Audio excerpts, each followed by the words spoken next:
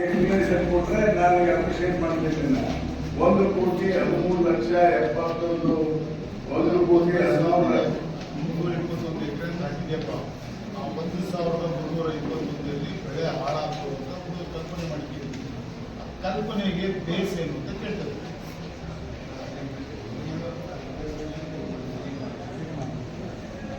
ಅದು ಇಲ್ವಲ್ಲ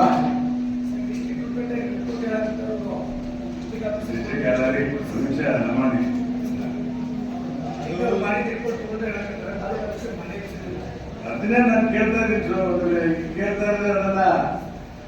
ನೀವು 1,13,20,000 ರೂಪಾಯಿ ಬೇಕಾಗುತ್ತೆ ರೈತರಿಗೆ ಪರಿಹಾರ ಕೊಡಲಿಕ್ಕೆ ಅಂತ ನೀವು ಒತ್ತಾಯಿಸೋರು ಅದಕ್ಕೆ. ಮತ್ತೆ ಈ ಪೇಜ್ ತಗೊಂಡ್ರೆ ಯಾವ ಇದಕ್ಕೂ ಅದಕ್ಕೂ ಲಿಂಕ್ ಆಗೋದಿಲ್ಲ ಅಂತ ನಾನು ಕೇಳೋದು.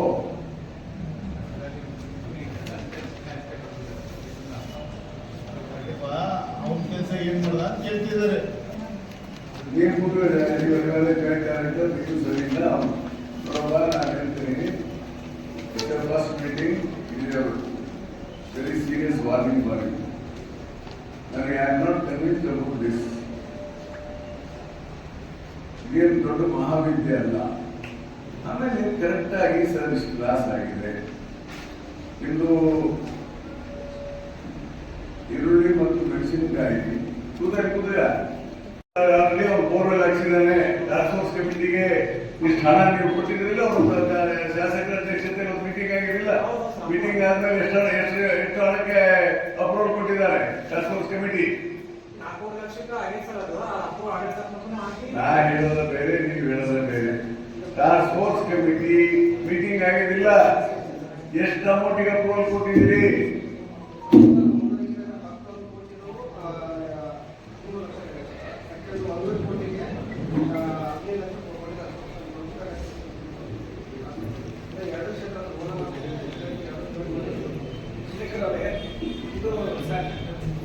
ಟಾಸ್ಕ್ ಫೋರ್ಸ್ ಅಲ್ಲಿ ಜಿಲ್ಲೆ ಒಳಗೆ 2 ಕೋಟಿ ಐತಂದ್ರೆ ನೀವೇ ಕಮಿಷನರ್ ಕಳಿಸಿದ್ರಿ. ಜಿಲ್ಲೆಗಳೆಲ್ಲ 25-26 ಸಾಲಿನ ನಾನೇ ಅಲ್ಲಿ ಹೋಗಿ ಬಂದೆ. ಇವಾಗ ಬಂದಿರಿ